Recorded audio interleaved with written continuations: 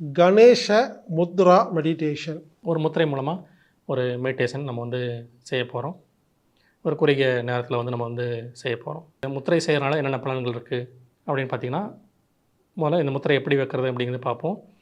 இது மாதிரி கை வந்து 2 கை வச்சுக்கிறோம்.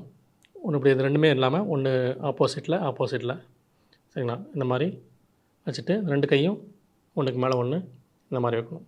வச்சுட்டு இதை இப்படி ஹோல்ட் பண்ணி இப்படி பிடிக்கும். இன்னொரு முறை காமிக்கிறேன். இந்த கையை இப்படி திருப்பி வச்சுருக்கிறேன். இந்த கை உங்களை பார்த்த மாதிரி இருக்குங்களா? இந்த கை வலது கை என்னை பார்த்த மாதிரி இருக்குது, இடது கை உங்களை பார்த்த மாதிரி இருக்குது. இந்த 2 கையும் இப்படி 2 இணைக்கிறோம். இணைச்சதுக்கப்புறமா இது 2ஐயும் இப்படி ஹோல்ட் பண்ணி பிடிச்சிக்கிறோம். அவ்வளோதான். சுருக்கி பிடிச்சிட்டோம்னா இது வந்து கணேச முத்திரை. இந்த மாதிரி இருக்கும். இன்னொரு முறையும் கூட காமிக்கிறேன்.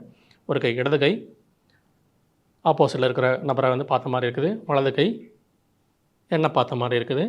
இந்த 2 கையும் இந்த 4 விரலும் இந்த 4 விரலும் ஒன்றா இணைச்சி வைக்கிறோம். அப்புறம் இது இந்த விரலால் இந்த விரலும் இந்த விரலால் இந்த விரலையும் இப்படி கவ்வி இப்படி பிடிச்சிக்கணும். அவ்வளோதான். பிடிச்சிட்டோம்னா அதுக்கு பேர் கணேச முத்திரை.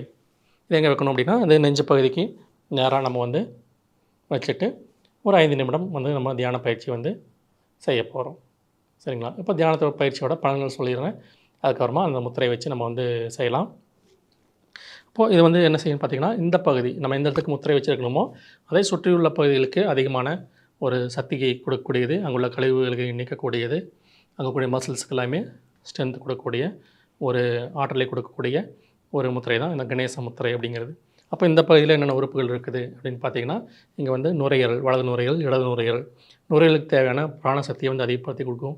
உங்களுக்கு asthma, wheezing, dust allergy, TB, pneumonia போன்ற நுரையீரல் சார்ந்த நோய்களுக்கு சீக்கிரமாக அதிலிருந்து வெளியேறக்குண்டான சக்தியை கொடுக்கக்கூடியது.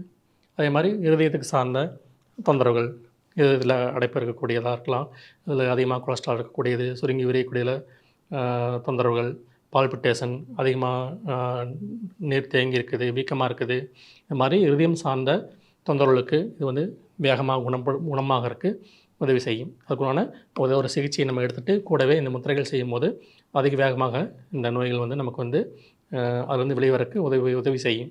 அது இல்லாமல் வேறு என்ன இருக்குன்னா, இங்கே தைமஸ் அப்படின்னு பார்த்திங்கன்னா நோய் எதிர்ப்பு ஆற்றலை நமக்கு கொடுக்கக்கூடிய ஒரு உறுப்பு. அப்போது உங்களுக்கு பாக்டீரியா, வைரஸ், ஃபங்கஸ் போன்ற தொற்றுகள்லேருந்து சீக்கிரமாக நம்ம வந்து வெளிவரதுலேருந்து, அது மாதிரி ஒரு காய்ச்சல் வந்துருச்சு அப்படின்னாலும் சீக்கிரமாக அதுலேருந்து குணமாகி வெளிவரக்கு தேவையான நோய் எதிர்ப்பு ஆற்றலை கொடுக்கக்கூடிய ஒரு கிளாண்ட் தான் இந்த தைமஸ் கிளாண்ட் அப்படிங்கிறது. அதுக்கும் சக்தியை கொடுக்கக்கூடியது.